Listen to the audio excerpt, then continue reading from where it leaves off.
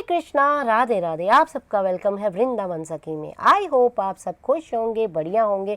तो फ्रेंड्स, जैसे कि आप लोग जानते हैं कि सावन शुरू हो गया है, तो सावन में किस प्रकार मिट्टी के शिवलिंग की हमें पूजा करनी है, किस प्रकार शिवलिंग बनाना है और किस प्रकार उसका विसर्जन करना है, उसके ऊपर वीडियो हम लेके आए हैं। तो वीडियो आप एंड तक जरूर देखिएगा। तो देखिए फ्रेंड्स, मेरे पास ये देखिए मैंने मिट्टी ली है।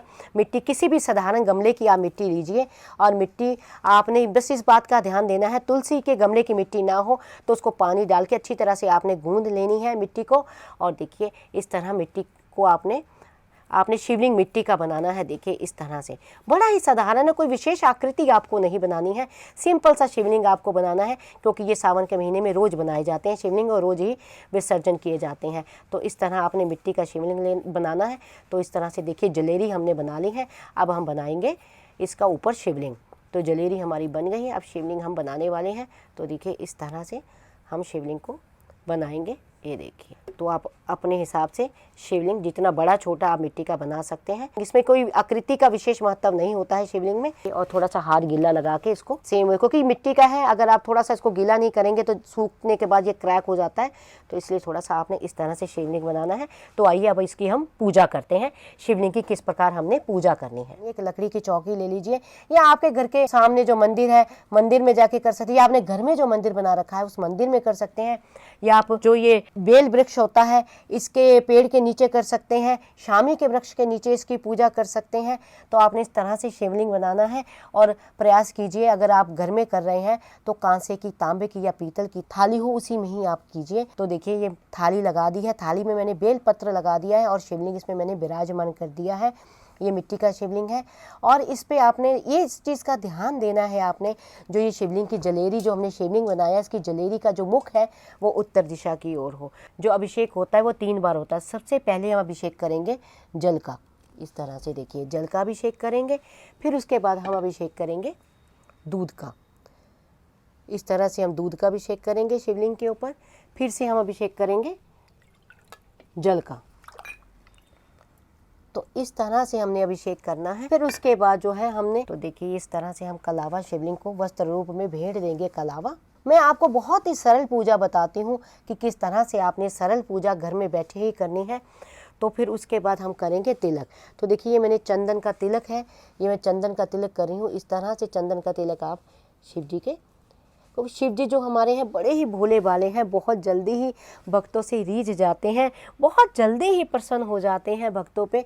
तो देखिए इस तरह से फिर अब हम शिवलिंग पे चढ़ाएंगे बेलपत्र। तो देखिए बेलपत्र जो चढ़ाना है, जो बेलपत्र का चिकना हिस्सा है वो हमें शिवलिंग पे चढ़ाना है। और बेलपत्र जब भी चढ़ाएं तो हमेशा शिवलिंग की पिंडी के ऊपर ही चढ़ाएं, क्योंकि कहते हैं भोले बाबा की पिंडी पे जो भी चीज़ आप अर्पण करते हैं उसको वो जल्द ही स्वीकार कर लेते हैं।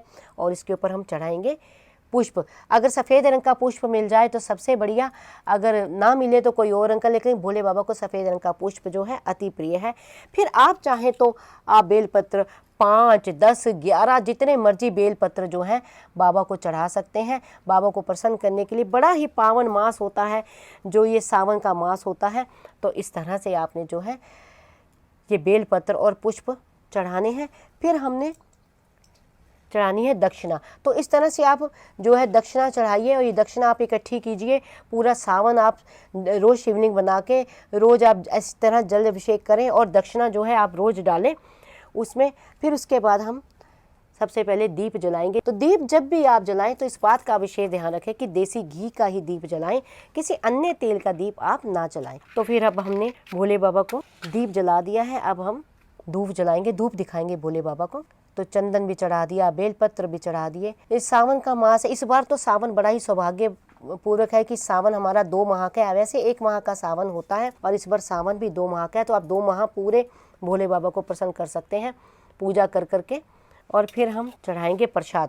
तो कोई भी प्रसाद आपके पास, जैसे ऋतु फल है, आप ऋतु फल भी भोले बाबा को चढ़ा सकते हैं, या कोई भी खोए से बनी मिठाई भी आप चढ़ा सकते हैं।